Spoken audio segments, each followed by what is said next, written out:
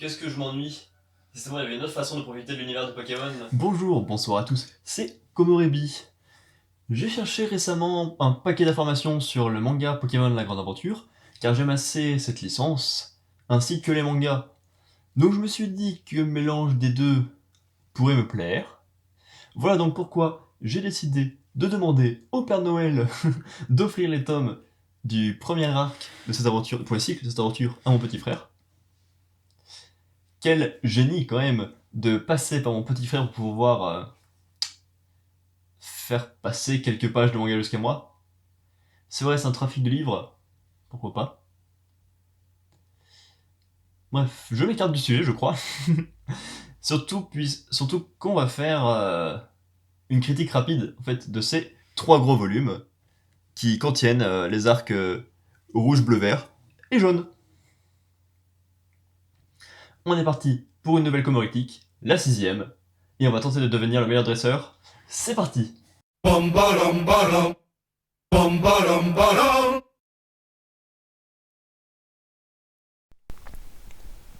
Une petite année après la sortie des versions rouge et verte sur le sol japonais, l'adaptation manga de la licence Pokémon voit le jour.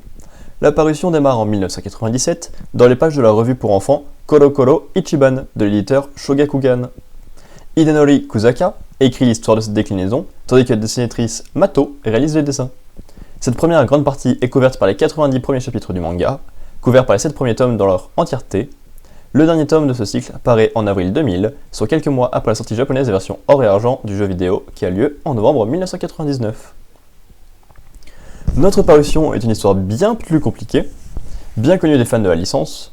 En 2001, l'éditeur Glénat s'intéresse au manga fleuve Pokémon Special et le publie sous le titre Pokémon La Grande Aventure. Au mois de juillet de la même année, il reproduit le modèle de Dragon Ball en éditant l'œuvre sous 2 formats, une version Tankoban classique d'un côté et un format kiosque de l'autre, ce qui correspond à des demi-volumes qui paraissent de manière mensuelle. Mais le succès du manga ne perdure pas sur la durée, ainsi la version kiosque se termine en juin 2002 avec son 12e tome, tandis que la version classique est annulée en août avec un 6e opus qui laisse les lecteurs sur un cliffhanger. Cette parution est donc stoppée un volume avant la fin du premier cycle. En septembre 2011, une lueur d'espoir de découvrir la fin de cette première partie voit le jour, avec une reprise du manga Pokémon Special par Kurokawa, via l'arc noir et blanc, afin de correspondre aux versions actuelles. Le succès est au rendez-vous, aussi l'éditeur réédite et complète le cycle rouge, vert, bleu et jaune entre juin et novembre 2014 à travers 3 épais volumes. Cerise sur le gâteau, Kurokawa parvient à reprendre l'intitulé La Grande Aventure, qui devient ainsi le titre officiel du manga Pokémon Special en France. Notons que cette formule de tome dit intégral constitue une formule ensuite reprise par l'éditeur pour proposer tous les arcs antérieurs à or et argent. Hidenori Kusaka, le scénariste, était initialement éditeur pour le magazine Koro Koro de l'éditeur Shogakukan et devait penser les goodies de jeunesse. Fort de ses connaissances et son amour pour Pokémon, il fut placé sur l'écriture du scénario du manga Pokémon Special, titre qu'il maintient toujours à l'heure actuelle. Il a confié le dessin de la série à Satoshi Yamamoto lorsque la dessinatrice Mato ne pouvait plus assurer la partie graphique de l'œuvre à la suite de sa maladie. Auteur impliqué, Hidenori Kusaka parcourt en long et en large les différents jeux Pokémon dans le but d'élaborer des histoires inventives et variées d'un arc à l'autre sans jamais renier la mythologie des titres vidéoludiques. Née un 27 novembre dans la préfecture d'Eime, Mato, la dessinatrice, débute en tant qu'assistante pour Shu Takayama sur le titre Dragon Fist. Prenant en 1983 le nom de plume Mato, elle dessine sa première série en 1993 dans le Shonen Sunday, New Year's Xmas. Elle œuvra aussi sur quelques mangas, notamment un titre parodique de Gundam Wing, ainsi qu'une œuvre sur le personnage historique de Florence Nightingale. En 1997, Mato devient la dessinatrice de Pokémon Special, un poste qu'elle conservera jusqu'au 9e volume. C'est en effet à ce moment que la maladie l'empêche de dessiner de manière si intense. Elle quitte alors la série pour être remplacée par Satoshi Yamamoto.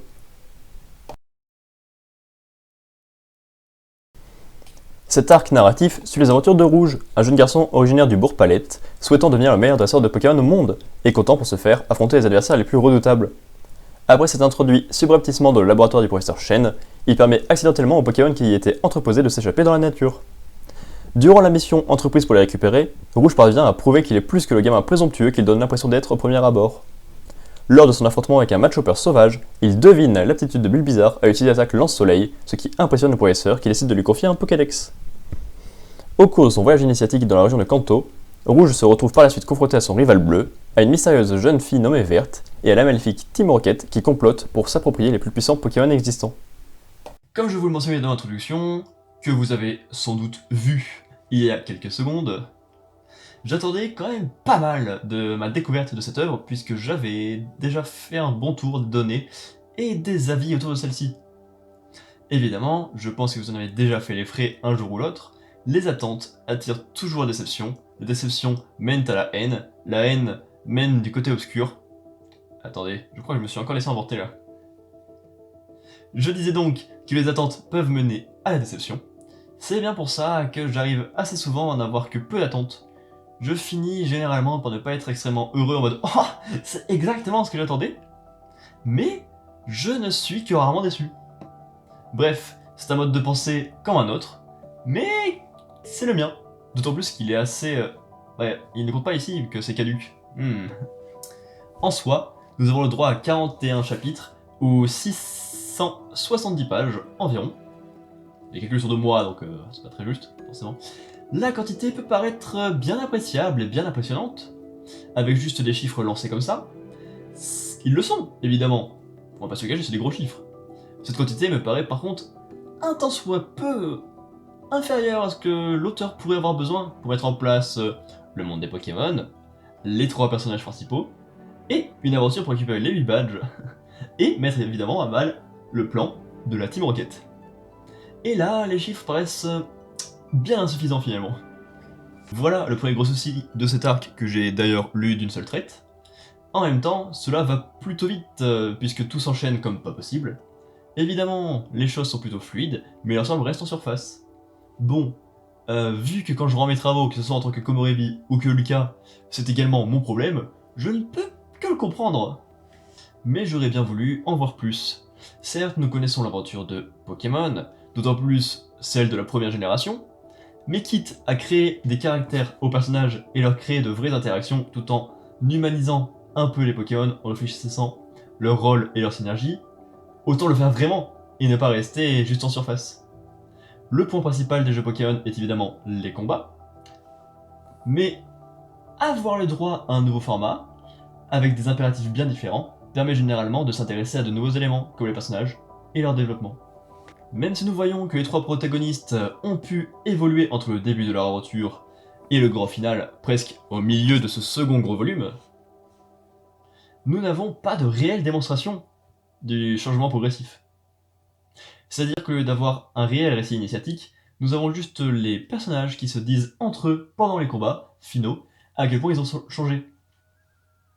Finalement, Rouge devient plus réfléchi et un poil moins instinctif, Bleu apprend à s'ouvrir aux autres et à être plus appréciable, et Verte à être un peu plus ouverte également, mais pour arrêter de faire des choses en douce. Et donc être plus honnête avec elle-même. Pour l'instant, nous pouvons caractériser les champions d'arène et certains membres de la Team Rocket en expliquant bien comment ils interagissent avec le monde de Kanto, mais je trouve là aussi que cela reste en surface. Heureusement, il est déjà bien appréciable de les voir vivre en dehors de leurs arènes, pour les premiers, et avoir un plan qui se tient à long terme pour les seconds. Je m'attendais également à un monde bien plus adulte que dans les jeux. Il est effectivement plus brut et plus direct pour les personnages, car les personnages ont un réel lien avec le monde et qu'il n'est pas toujours reluisant. En effet, de grands pouvoirs impliquent de grandes responsabilités, comme dirait le célèbre Oncle Ben, mais certains en profitent juste pour leur intérêt personnel. C'est donc plus adulte, mais ça ne l'est pas vraiment de la façon dont je l'attendais. C'est d'ailleurs aussi le cas pour les Pokémon, dont la présence dans l'écosystème est parfaitement justifiée, tout comme l'utilisation de leurs attaques, et toutes les synergies possibles.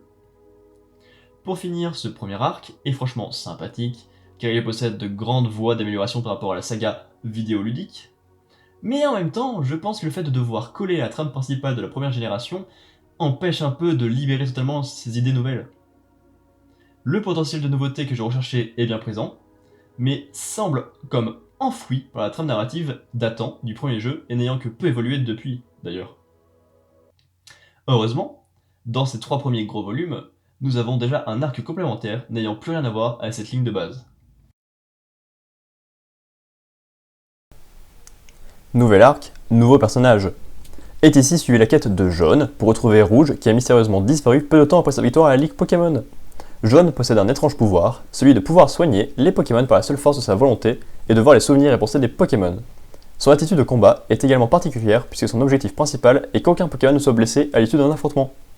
Bien que réticent au départ, le professeur Chen décide finalement de lui confier un Pokédex et la garde du Pikachu de Rouge. En poursuivant sa mission à travers Kanto, Jaune doit affronter le terrifiant Conseil 4, une organisation secrète formée par des dresseurs surpuissants et dont le but réel reste à définir. Voilà, là j'ai pris un plaisir non dissimulé, car la lourde trame limitant les possibilités vient de disparaître. Déjà, j'apprécie beaucoup les changements de protagonistes, car nous avons le droit à une vision du monde bien différente qui permet de faire ses propres rencontres et expériences, qui permet de les confronter à celles des précédents personnages principaux pour finalement les compléter. C'est exactement ce que nous permet de vivre l'arrivée de Jaune au centre du récit, la séparation des trois héros précédents et avec la disparition presque mystérieuse de Rouge. Hidenori Kusaka fait des efforts dantesques pour rendre l'ensemble de ce deuxième arc bien intriguant et passionnant, en demandant d'en lire toujours plus. En effet, le caractère mystérieux de Jaune crée des mystères, surprenant ça, rien que par le fait qu'il ait la volonté absolument universelle de ne blesser vraiment aucun Pokémon, alors que cette idée est absolument intenable dans un univers aussi complexe et brut. D'autant plus qu'il possède un pouvoir particulier, unique, et semblant n'avoir aucune logique profonde lui permettant de soigner les blessures de ces monstres de poche. Ceci est en plus porté parce que nous n'avons aucune idée de pourquoi ce personnage apparaît dans le scénario juste à ce moment-là, et de qui il est réellement. Comme si cela ne suffisait pas d'avoir un protagoniste le plus mystérieux possible, l'auteur s'amuse également à être évasif sur la situation actuelle de Bleu, et surtout de Rouge, puisqu'on dit qu'il a totalement disparu. Le mystère est un point essentiel pour accrocher l'intrigue, et le voilà très bien traité ici, puisqu'il n'y a plus du tout besoin de demander le scénario des jeux pour pouvoir avancer. Les chapitres avançant, en s'éloignant d'ailleurs un tant soit peu du carcan du premier arc, d'un combat face à un Pokémon particulier par chapitre, les mystères commencent à être un peu plus clairs, car des semblants de pistes commencent à se mettre en place. En effet, je ne pense pas que son mystérieux pouvoir soit expliqué, mais nous savons dorénavant que sa présence dans l'intrigue semble liée à Verte, de ce qu'il est advenu de Bleu, de quelques indices concernant la situation de Rouge.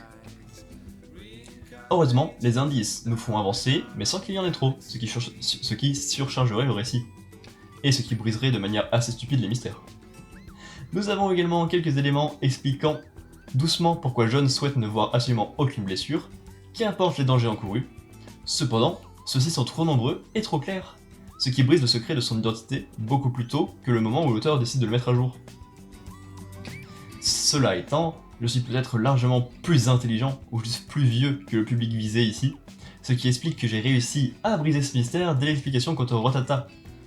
Finalement, ce n'est qu'un seul mystère bien trop clair dans une grande quantité, et d'indices qui me font vraiment avancer avec attention et énergie dans ma lecture.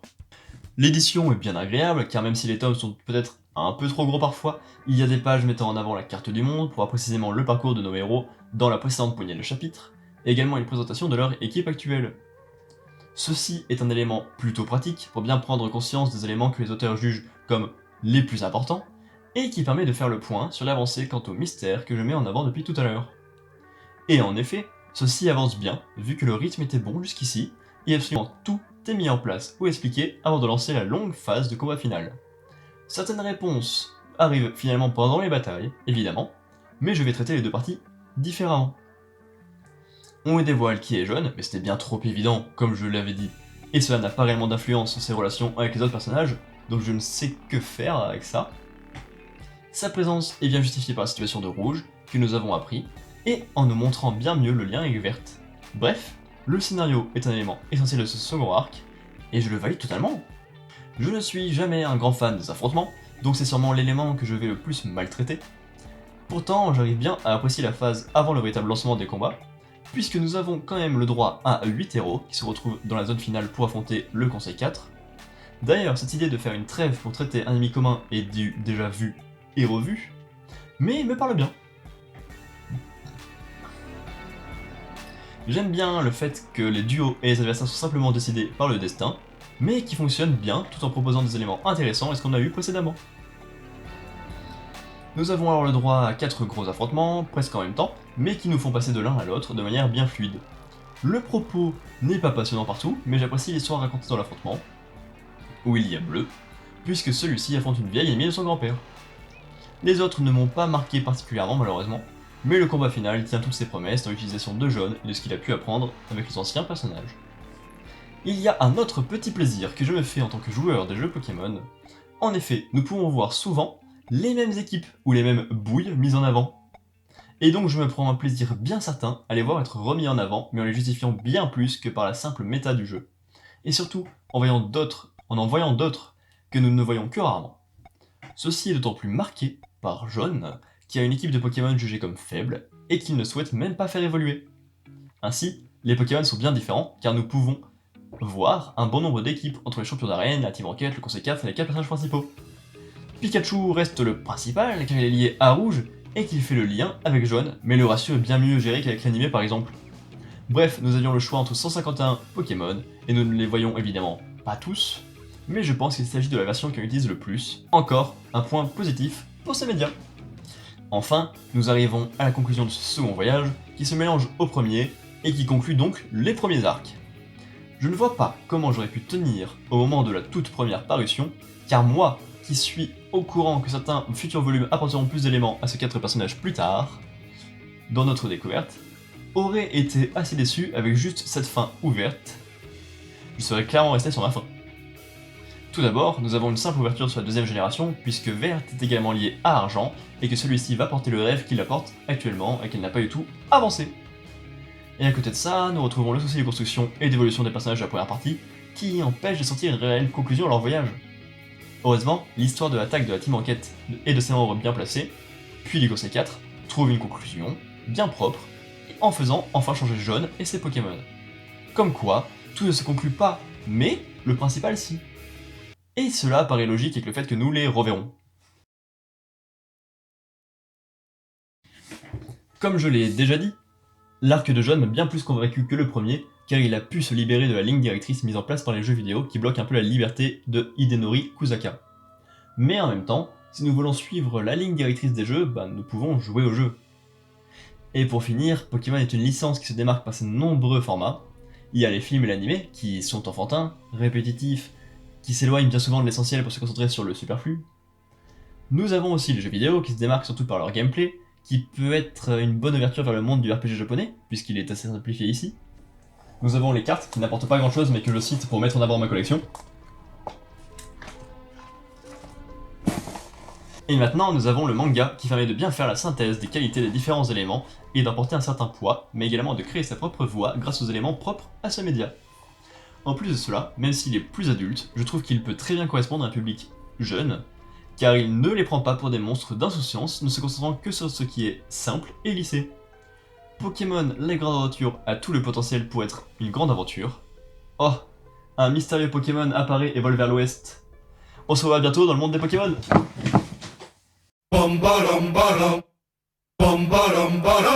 Merci beaucoup d'avoir regardé cette vidéo. J'espère que vous avez passé un bon moment. Tout ceci m'aura pris bien plus de temps que prévu. Mais celui sur Vinland Saga tome 8 à 14 arrive très vite, vu qu'il est écrit. Ne vous inquiétez pas. N'hésitez pas à me partager votre avis sur cette œuvre et sur ce que je viens de vous partager, ainsi que de faire vivre cette vidéo un peu plus. La prochaine vidéo arrivera bien un jour. D'ici là, portez-vous bien, faites-vous plaisir. À bientôt.